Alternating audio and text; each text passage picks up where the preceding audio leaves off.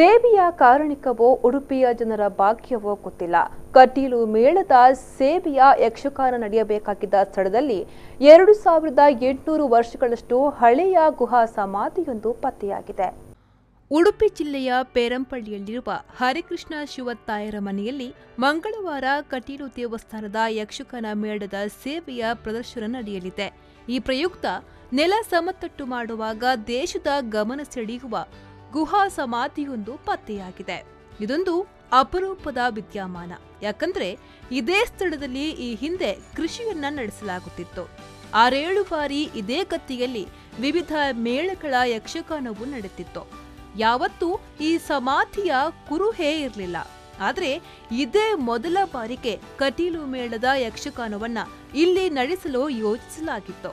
ಇದಕ್ಕಾಗಿ ಜೆಸಿಬಿ ಮೂಲಕ ನೆಲ ಸಮತಟ್ಟು ಮಾಡುವಾಗ ಮಣ್ಣು ಕುಸಿದು ಈ ಸಮಾಧಿ ಪತ್ತೆಯಾಗಿದೆ. ಕ್ರಿಸ್ತಪೂರ್ವ 800 ವರ್ಷಗಳ ಹಿಂದೆ ಈ ರೀತಿಯ ಗುಹಾ ಸಮಾಧಿ ಮಾಡುವ ಪರಿಪಾಠವಿತ್ತು.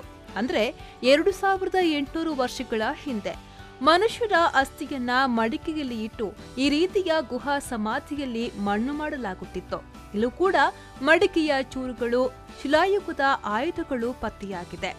ಉಡುಪಿಯಲ್ಲಿ 2800 ವರ್ಷಗಳ ಹಿಂದೆಯೂ ಜನವಸತಿ ಇತ್ತು ಅನ್ನೋದರ ಕುರುಹು ಇದು ಅನ್ನೋ ಕಾರಣಕ್ಕೆ ಈ ರಚನೆಗೆ ಐತಿಹಾಸಿಕ ಮಹತ್ವವೂ ಬಂದಿದೆ.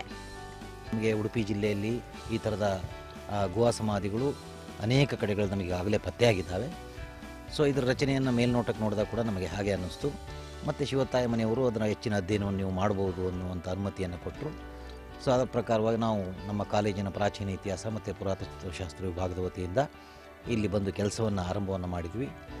ಸುಮಾರು ಒಂದು 7.5 ಅಡಿ ಒಂದು ಆಳಕ್ಕೆ ಹೋದಾಗ, ಅಂದರೆ ಸುಮಾರು ಒಂದು 2 ಮೀಟ್ರ್ ಅಷ್ಟು ಆಳಕ್ಕೆ ಹೋದಾಗ ನಮಗೆ ಒಂದು ಮಡಕೆ ಯಥಾಸ್ಥಿತಿಯಲ್ಲಿ ಇರತಕ್ಕಂಥ ಒಂದು ಮಡಕೆ ಒಂದು ಪೂರ್ಣ ರೂಪದಲ್ಲಿ ನಮಗೆ ಸಿಕ್ತು. ಆದರೆ ಅದು ಕಂಪ್ಲೀಟ್ ಜೀರ್ಣ ಆಗಿತ್ತು. ಸೊ ಆ ಮಡಕೆ ಒಳಭಾಗದಲ್ಲಿದ್ದಂಥ ಬೂದಿ ಮಿಶ್ರಿತ ಮಣ್ಣು, ಅದನ್ನು ಅವಶೇಷವನ್ನು ನಾವು ಸಂಗ್ರಹ ಮಾಡಿದ್ದೇವೆ. ನಾವು ಅದರ ಹೆಚ್ಚಿನ ಅಧ್ಯಯನಕ್ಕೋಸ್ಕರ, ಕಾಲಮಾನವನ್ನು ನಿರ್ಣಯ ಮಾಡೋದಕ್ಕೋಸ್ಕರ.